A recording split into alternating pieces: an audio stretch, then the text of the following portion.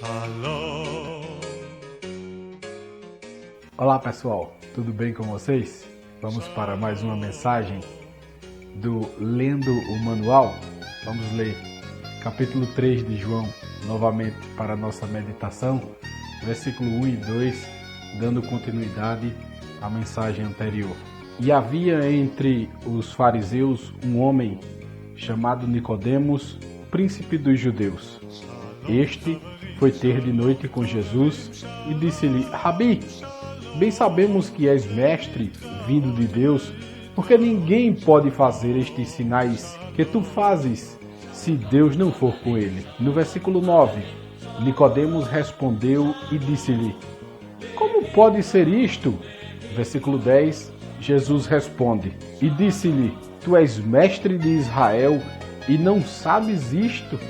Na verdade, te digo que nós dizemos o que sabemos e testificamos o que vimos, e não aceitais o nosso testemunho. Se vos falei de coisas terrestres e não crestes, como crereis se vos falar das celestiais? Ora, ninguém subiu ao céu senão o que desceu do céu, o Filho do Homem que está no céu. E como Moisés levantou a serpente no deserto, assim importa que o Filho do Homem seja levantado, para que todo aquele que nele crê não pereça, mas tenha a vida eterna.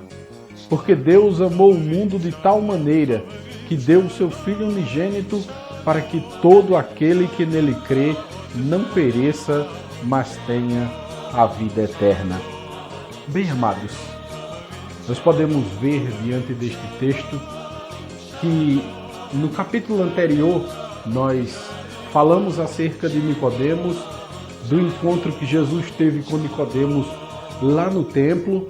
Dizemos que Jesus encontrou Nicodemos à noite. E esse encontro foi entre Jesus e um sacerdote. E sacerdote é a figura de um padre ou pastor da nossa atualidade. Na cultura judaica, os sacerdotes, eles são a mesma coisa que na nossa cultura pastores e padres. São homens que têm o seu ministério para cuidar da religiosidade do povo.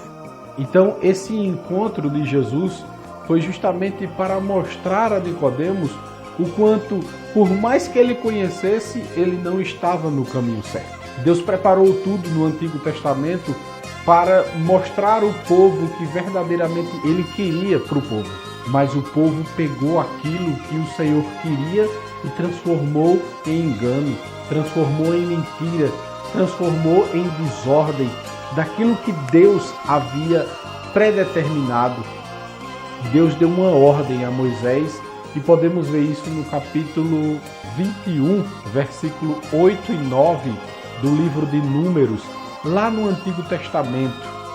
Essa é a vontade de Deus. E disse o Senhor a Moisés: Faze-te uma serpente ardente e põe-na sobre uma haste, e será que viverá todo o que, tendo sido picado, olhar para ela.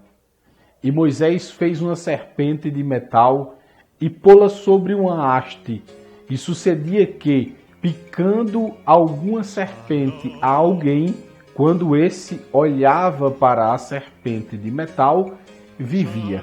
Então, amados, o que é que podemos ver com isso? É que o povo ali estava sendo picado por serpentes e estavam morrendo no deserto, naquela caminhada em que Deus tira o povo do Egito e leva para a terra prometida, que ele havia prometido a Abraão.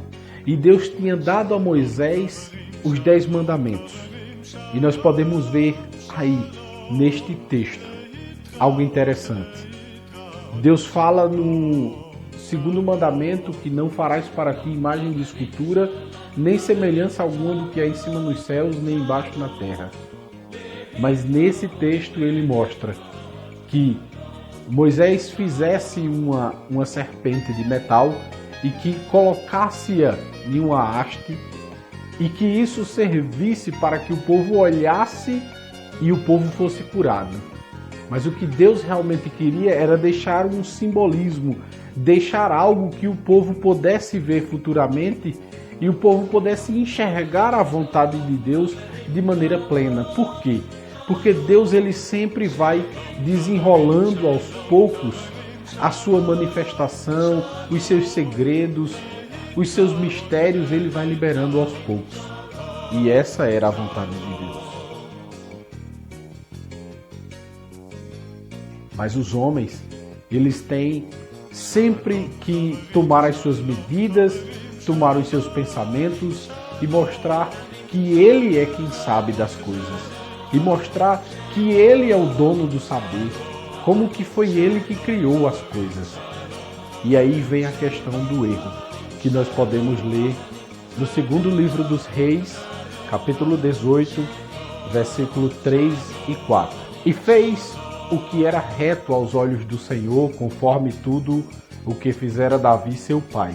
Ele tirou os altos, quebrou as estátuas, deitou abaixo os bosques e fez em pedaços a serpente de metal que Moisés fizera, porquanto até aquele dia os filhos de Israel lhe queimavam incenso e lhe chamavam Neustã.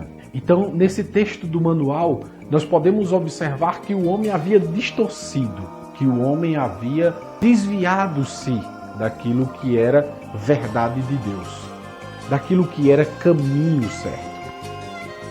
E observando esse texto, nós vemos que aquele que fez o que era reto aos olhos do Senhor, como fez Davi, ele quebrou as imagens de escultura, ele tirou os altares que ali o povo queimava incenso, que o queimar incenso na cultura judaica era justamente prestar culto àquela imagem de escultura, àquela figura. Então eles já faziam isso para aquela serpente que o próprio Moisés, que era servo de Deus, havia feito. Então eles distorceram a vontade de Deus, eles quebraram o preceito, aquilo que verdadeiramente Deus queria mostrar, eles não estavam querendo enxergar, como foi mostrado na figura. Mas o que é interessante é que todo esse aparato de conhecimento, de ideias, é mostrado a quem sabe dessas coisas, que é justamente Nicodemos. Nicodemos estava ali à noite, conversando com Jesus.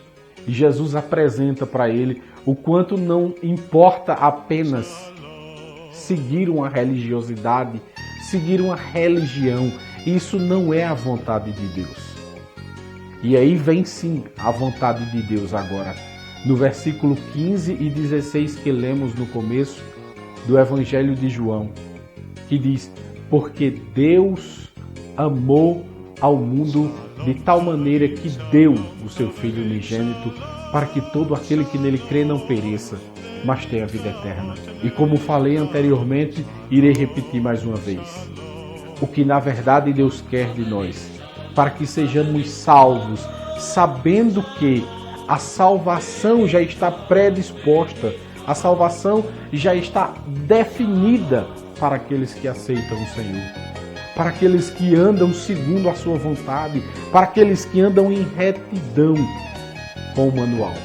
É a salvação que Deus tem para todos, mas todos aqueles que querem, porque o pagamento já foi feito, mas ele só é cabido a quem realmente quer. E se você quer, Deus está disposto a te dar, mas você precisa obedecer. Você precisa olhar este manual. Você precisa manusear um pouco mais. Você precisa conhecer mais este manual para que você saiba proceder na sua vida. Para que você saiba o que fazer da sua vida. Eu quero orar por você. Senhor nosso Deus e Pai, no nome de Jesus. Nós te agradecemos, ó Deus, porque dispensaste a nós a tua salvação. E nos desse liberdade, Deus, porque nos fizeste imagem conforme tua semelhança, para que nós decidíssemos qual era o caminho que nós queríamos tomar, Senhor. Pai bendito e fiel, que o Senhor abra os nossos olhos e possamos ver, Senhor, para que possamos fazer a decisão certa, para que possamos andar no teu caminho. Senhor, abençoa todo aquele que assiste, ó Deus, esta mensagem. Que o Senhor possa falar ao coração, que o Senhor possa, ó Deus, salvar a cada um, Senhor, no nome de Jesus. É o que nós te pedimos, ó Deus. Se você gostou, compartilha, dá um likezinho aí para ajudar o canal a crescer. Fica conosco, acompanha nas redes sociais, estamos trazendo mais mensagens quarta e sexta.